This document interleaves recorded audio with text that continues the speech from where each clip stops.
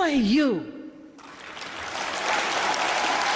And many in the country see her comments as tone-deaf, divorced from reality, especially when hundreds of people are believed to have died. CNN's Larry Maduro is following developments from Nairobi, Kenya, and joins us now live.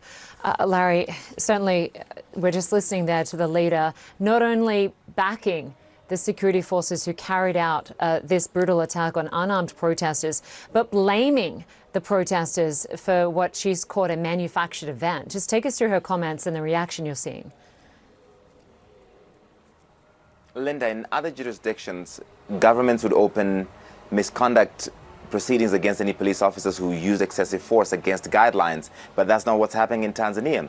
And some in the country see this statement from President Samia Suluhu Hassan as an admission that she gave the shoot-to-kill order, and she's justifying the reason why. She claims young people were paid to go on the streets across the country by foreigners who were jealous of Tanzania's development, and that her government had no option but to use proportional force because they intended to overthrow her government, and that is why they did this. So even though she's launched a commission of inquiry into the events of that week after the election, when she shut down the internet, declared a curfew, gagged the media, and many of these killings are believed to have happened, she does not appear to be taking any responsibility or accountability for that. And many in the country see her comments as tone-deaf, divorced from reality, especially when hundreds of people are believed to have died in these protests. We don't know the exact number. The opposition says as many as 2,000 could have been killed, probably more. The government says that number is hugely exaggerated, but has refused to confirm the death toll. She also claimed, without evidence, and falsely so, that the opposition refused to participate in this election. The truth is, the opposition was barred from participating. The main opposition leader, Tundu Lissu, of the Chadema party, is in prison since April, charged with treason. He would face the death penalty if found guilty. And the second largest party, Actros Alendo, did not participate as well, but she says it's all foreigners' faults. And she had this pointed criticism for the European Union Parliament and the foreigners criticizing the government. Because of the shame that they would have lost the election, they have made up excuses supported by foreigners. They're shameless. Those foreigners keep saying Tanzania should do 1, 2, 3, then something will happen. Who are you?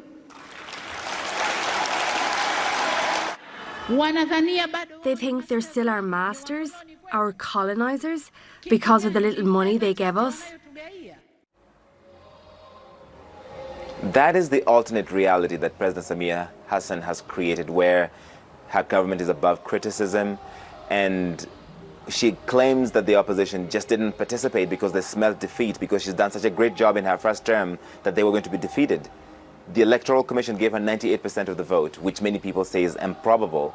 But at the same time, Tundu Lissu, the main opposition leader, still in parliament, and she says young people have announced they will have more protests on December 9, which is Tanzania's Independence Day. She says they're ready. Whether it's Independence Day or Christmas, they will be ready. So that was this hour-long conversation in front of Tanzania's Dar es Salaam's elders, that's the commercial capital, which many in the country kind of watched with bewilderment as she went on and on and on, justifying what happened in those weeks and appearing to give answers that her commission of inquiry is supposed to be answering, Linda. Larry Maduro, thanks to you for that update.